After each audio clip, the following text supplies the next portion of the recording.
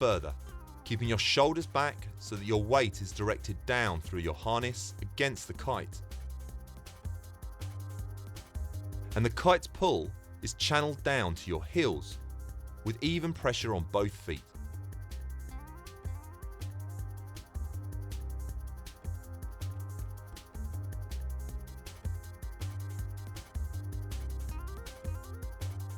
During the flight, keep your legs bent and your weight against the kite.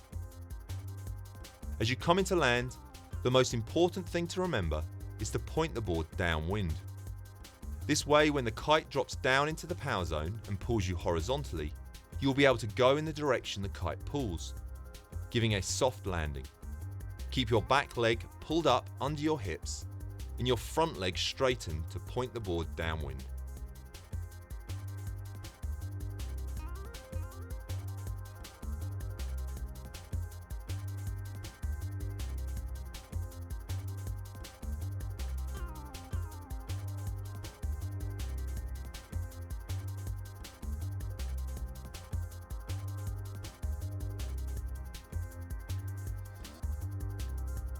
A lot of the common mistakes from the first progression of smaller jumps also apply here. However, with larger jumps, the results will be more pronounced, often with more dramatic wipeouts. We'll go over the key common mistakes, but remember to review the smaller jump common mistakes too.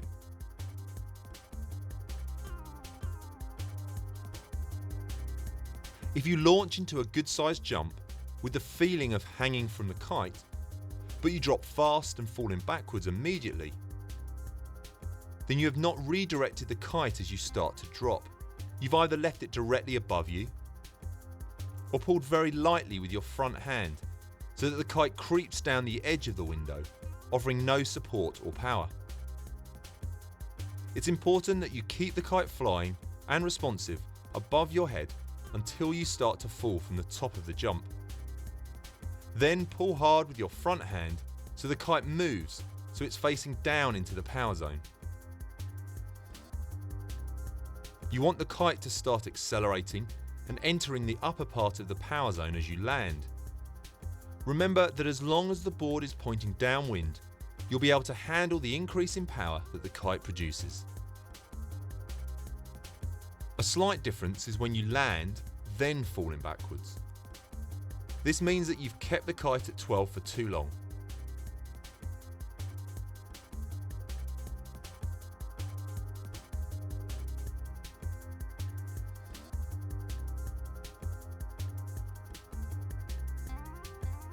When you start coming down and are ready to land, pull hard with your front hand to redirect the kite in the direction you're travelling. If when you launch, you only get a little height, get pulled hard downwind, rather than feeling like you are hanging from the kite, and your landing is really hard, then this means that you're sending the kite back too hard and far into the window.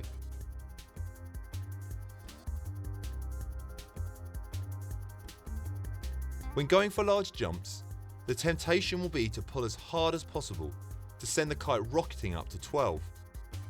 But for the inexperienced, this can instead send the kite lower through the power zone, generating way too much sideways power, and making it impossible to leave the kite overhead, with it normally continuing behind you and quickly losing any power and lift.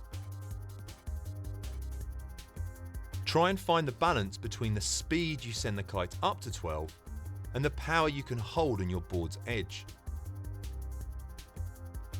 It may be worth starting to pull more gently as the kite first rises up, but pull harder to increase its speed in just the top part of the window.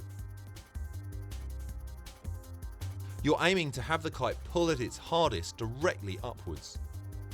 This way you will hang off the kite and get the feeling of floating, keeping you in control of the kite so that you can position yourself and the kite correctly for a smooth landing.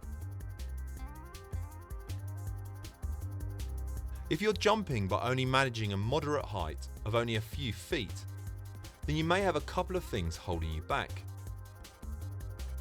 Firstly, you may be releasing your edge too early or too late, as we described in previous points.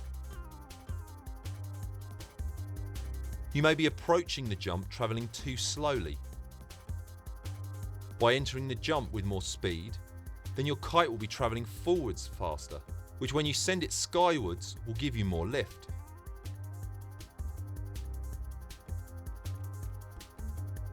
This extra speed requires better board handling to edge against the power, so build up to it gradually. You may simply not be powered up enough. Try letting your trim strap out to make the kite more powerful, and sheeting the kite in fully throughout the whole approach to the jump to maximise the power and lift.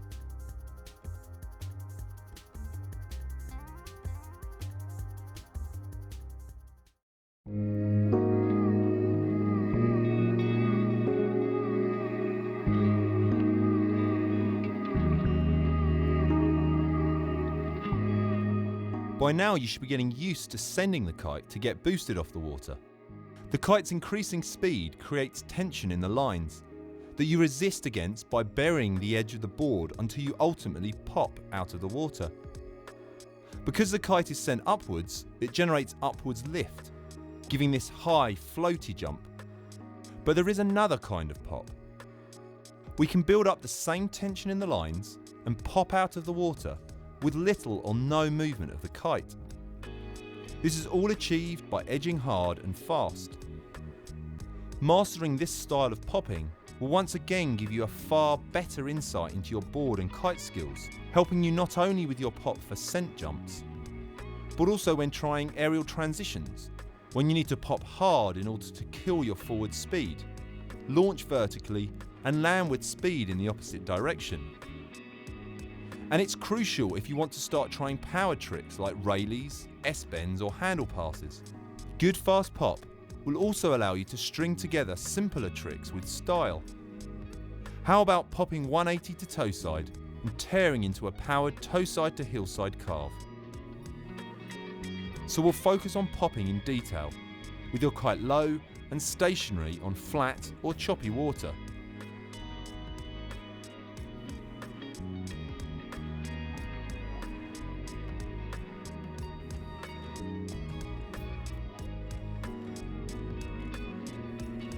Let's take a look at the first run through for popping.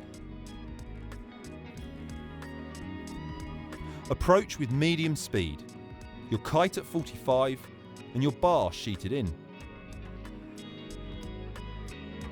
Bear off slightly downwind.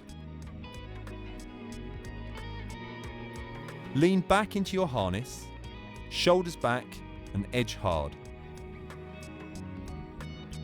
As you get low, put slightly more pressure on your back foot to carve the board upwind. As the board heads upwind and you feel the kite taking your weight, extend your back leg to push the tail of the board into the water. Let your upper body come forward and push down on your hands to keep some of your weight over the bar. As you pop out of the water, stay in a good stance with your legs extended, but not straight. With your weight over the bar, you can position your body to point the board downwind. As you come into land, bend your knees to soak up the landing, then lean back to regain your upwind stance.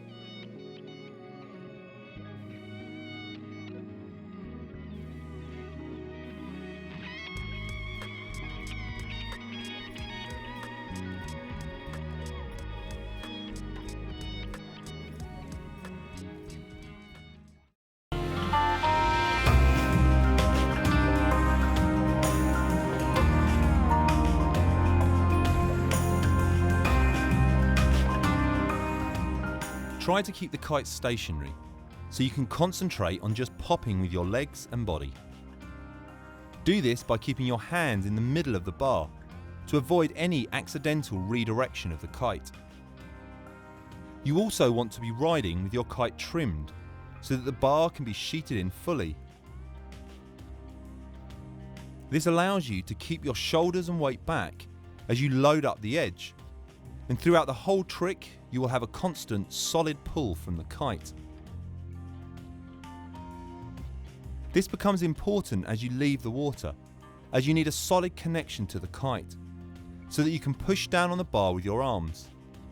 Having weight on the bar means you're able to control and position your body as needed.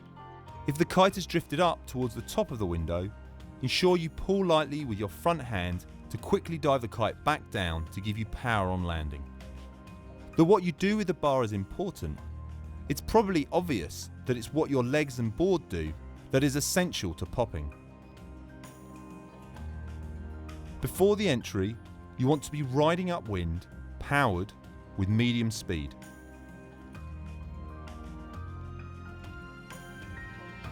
Then come forwards and bear off slightly downwind. This will momentarily depower the kite. Slacken your lines so that you can lean right back and edge hard. The tension will come back into the lines, and you'll then have the full power of the kite opposing you. But now your body is in the optimal position to resist this power and make full use of it. When you feel the power come back into the kite, continue to keep your weight low and transfer more weight over your back leg, driving the board upwind. As the board is heading upwind and you feel all your weight is against the kite, extend your back leg to push the board tail deep into the water. At the same time, allow your whole body to be pulled forwards and you should pop out of the water.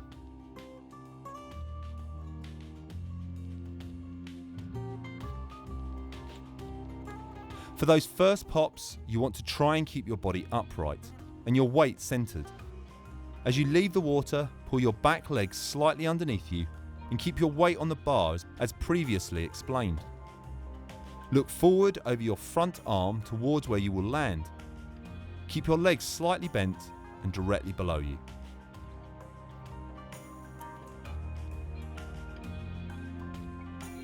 As you come into land, as with all jumps, direct the board downwind and bend your knees.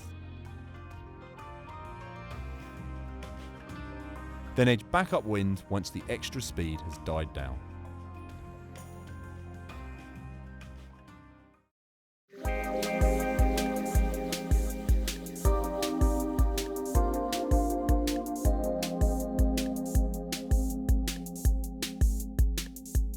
When learning to pop, the most common problem is simply not getting the board out of the water. This can happen for many reasons, so check out the following and see what matches your mistake.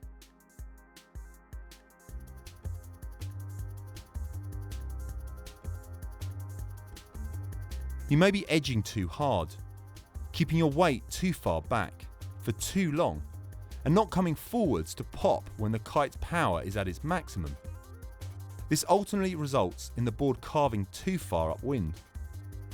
Allow your weight to come forward before the board is pointing directly upwind, at the point when the kite's pull is at its strongest.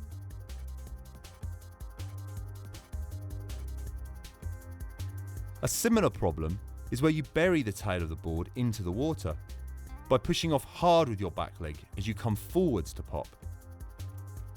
As the kite pulls hard and you roll forwards with your whole body, allowing your weight to start coming up off the board, so you can get pulled off the water rather than simply pushing yourself off.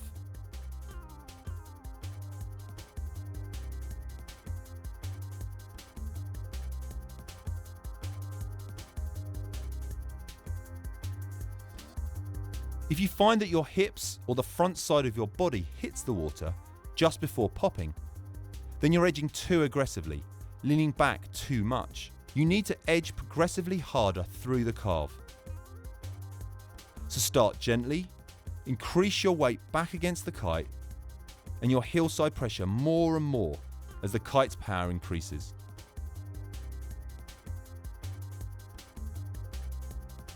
You may be bending your legs as the kite's power reaches its peak and your body comes forward to pop.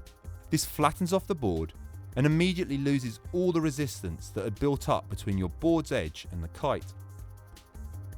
You'll commonly do this because you feel there is too much power to handle. But in fact, it's at this point that you simply need to allow your body to rock forward, keeping your legs slightly bent but tense. As you become upright, you should pop off the water and you just need to slightly pull your back leg under your hips. You may find that you get some air, but you might not feel like the kite is really pulling you out of the water or through the air.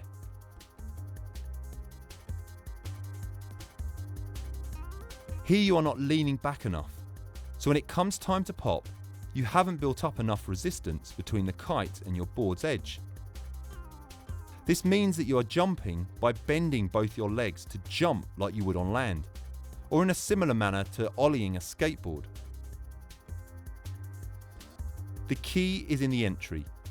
You need to lean back harder against the kite so that you can edge harder early on.